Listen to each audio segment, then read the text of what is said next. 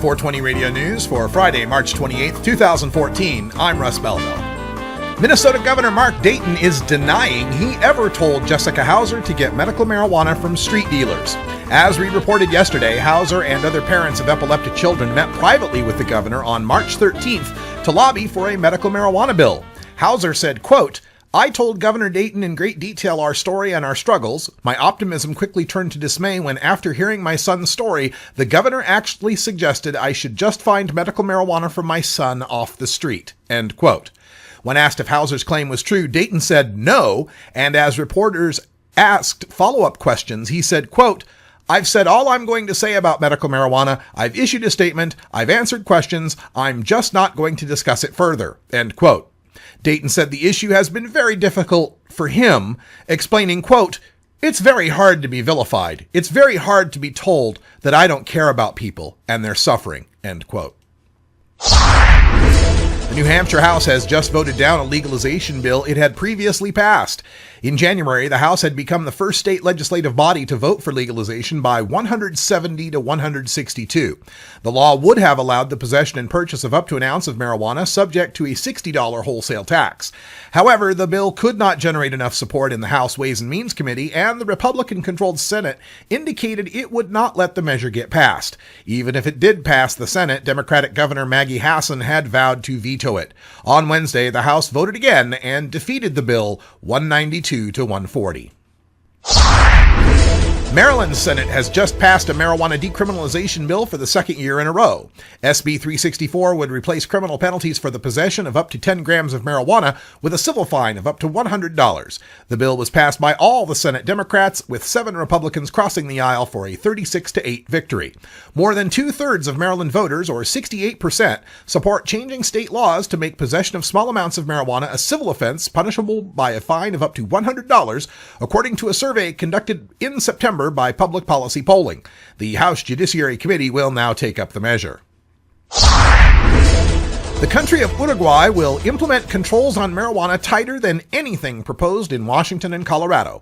In addition to radio frequency tags that can be found in Colorado's seed-to-sale model, Uruguay will be tracing the genetic markers of each government-grown cannabis plant to be able to identify the point of origin of any marijuana seized.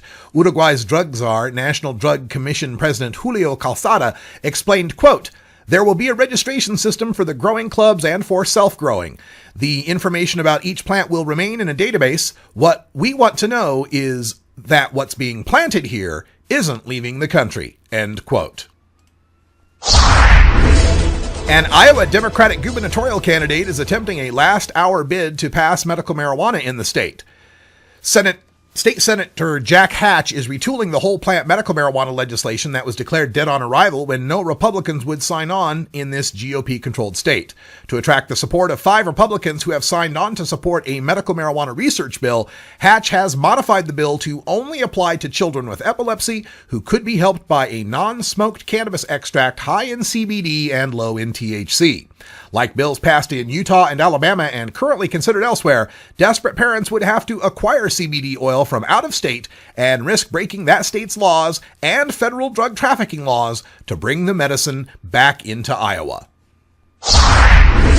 Las Vegas patients and caregivers turned out to complain about a draft set of regulations for the Nevada's new medical marijuana dispensary system. One of the proposed regulations forbids patients from purchasing marijuana while wearing a hat and sunglasses, something one citizen pointed out would be difficult for glaucoma patients who must shield their eyes from the light. Other complaints included not allowing dispensary owners to refer patients to physicians, requiring 3 security guards, and keeping cultivation facilities separate from the dispensaries, which would be more costly for medical pot businesses. One patient suggested the city of Las Vegas, Clark County, and the state of Nevada should collaborate to ensure their regulations are all conforming to one another's.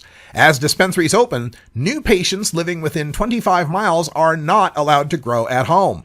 Patients currently growing within 25 miles of a dispensary must cease growing in the next 2 years.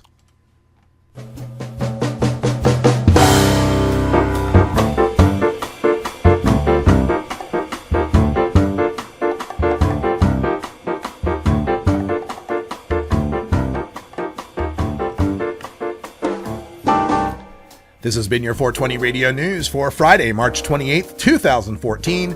I'm Russ Belville. Transcripts of 420 Radio News are available at our website at 420radio.org. You can also subscribe as a podcast or an RSS news feed. When we come back, we'll go behind the headlines and take a look at Sharon Ravert, the Executive Director of Peachtree Normal, and Dr. Uma Dhanabalan, a cannabis therapeutic specialist, as they lobby at the Georgia State Capitol. You're listening to The Russ Belville Show on 420radio.org.